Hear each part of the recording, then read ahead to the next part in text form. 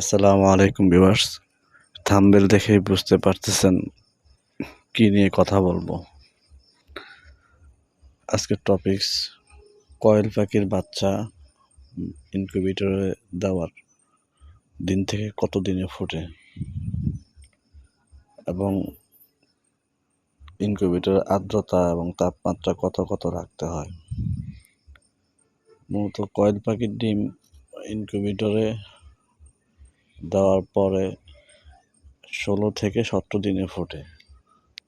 এখানে আরেকটা জিনিস আছে, আপনার যদি তাপমাত্রা এবং আর্দ্রতা ঠিক থাকে তাহলে 16 থেকে 17 দিনে ফোটে। আর যদি তাপমাত্রা আর্দ্রতা ঠিক না থাকে তাহলে 17-18 দিন 19 দিনের সময় লেগে যায়।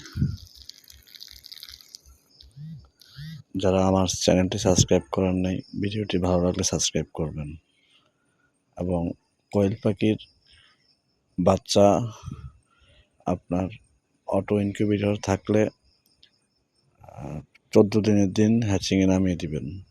আর ম্যানুয়াল থাকলে 14 দিনের পর আর ঘোরানো লাগবে না।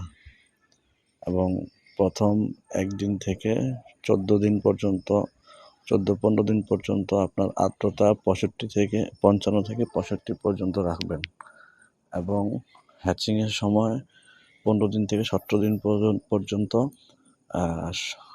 72 থেকে 80 পর্যন্ত আর্দ্রতা মেনটেন করলেই হবে। আর তাপমাত্রা হলো 37.7, একদিন থেকে 16-17 দিন পর্যন্ত।